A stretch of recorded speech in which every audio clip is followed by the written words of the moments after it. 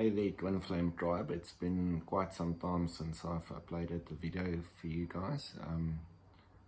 So today I have a very special topic that I want to talk about. It's unconditional love and the Twin Flame connection. So as many of you know, that Twin Flame relationships are extremely difficult. For those that are new to the channel, Twin Flames are basically one soul that is incarnated into two bodies on earth, two different polarities on earth, a divine feminine and a divine masculine twin, which has nothing to do with gender. It has all to do with energy. And very often Twin Flames come together and they feel an immense, immaculate, divine connection for a couple of weeks at least. Then they start a cycle of triggering in each other, shining a great big old spotlight on each other's hurts, and eventually they disconnect and one of the two twins physically run away. And this is a blueprint that is repeated over and over again. I've helped many twin flames all over, and it is a it is unfortunately a pattern that repeats itself. So why? Well, your twin flame is your carrot. It's your carrot. Your soul is ready for ascension. If you're watching this video, you're an advanced soul, living life in the 3D at a high vibrational energy, and your soul is ready for ascension. What does that mean? It means that you have basically lived all the different incarnations of your learning journey on earth through many lifetimes, and you have explored all facets of being human. You have explored all facets of dualism. You have learned exactly what it means not to experience unconditional love. And usually, you know, what I've found throughout the past couple of months, where I've gone through like the depths of self-reflection, is that the last surrender that you surrender is basically the surrender of accepting love for yourself, from others and yourself. You know, twin flames are usually beings that give. We give. We always help those around us.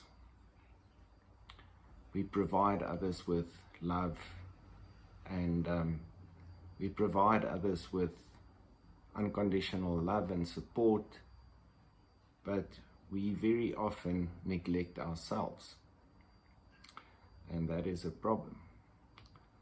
So when you get beyond the ego and you've undergone an ego death through the breakup with your twin, your soul starts shining through, and you inevitably start living more from your soul space. And then eventually you undergo a whole lot of changes. And what I've realized, like the biggest thing that was holding me back was the acceptance of love from others. I have no problem giving love to others, but in accepting love for myself, inherently that is a big problem. So this is what I came up with, and this is quite profound. Because what I realized is, you know, projection. So, you know, when you and your twin break up, it's usually coincides with a whole lot of nasty behavior, ego behavior on both sides. Maybe a lot of blame, maybe cheating. I mean, the whole process is inevitably designed to destroy the ego of the twin that remains, as well as the ego of the twin that runs. So there is a lot of horrible actions that undergo with the whole breakup process. It actually destroys you as a human being. And that is per design, because all that needs to remain is unconditional love, the soul, your twin soul, the same soul. And that's all that's important. So here is the profound message. After my twin left, I'd undergo the dark night of the soul. I'd undergone the ego death. I'd undergone like a whole lot of changes within myself. Initially, I was very hurt by what my twin had done in running away from me. One of the biggest issues in my life at that stage was abandonment, and I felt totally abandoned by her, by the world, by everything. And at the end of the day, as I started lifting my head again, as I started living from the soul space, I started experiencing more and more love for my twin, if that's even possible, because I already loved her infinitely much. But I loved her more and more and more every day, and as each day gone by, I found more peace in the knowing that I love her so much. And I loved her more, and I loved her more, and I loved her more, totally focusing on the 3D person. Also coinciding with a whole lot of very difficult emotions, because I could not understand, how she could just throw such a wondrous, unconditional, amazing love away and not care about it. But I loved her more and more, and as time gone by, that feeling just intensified. And I realized at one stage, my twin is actually still the carrot, because if I had to grow that love for myself each and every other day, I would probably have not done it.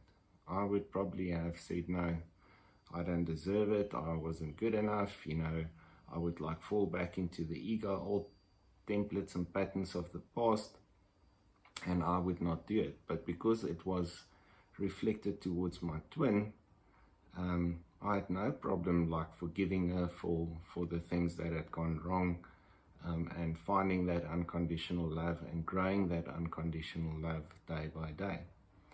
And then it struck me that, your twin is yourself. Your twin is the same soul than you. So that love that was growing day by day for my twin was actually love that was growing day by day for myself. And I eventually started accepting that love, and that brought me to a place of peace and joy and abundance. And I thought I'd share this with you because, we so often get stuck on obsessing about your twin in the 3D.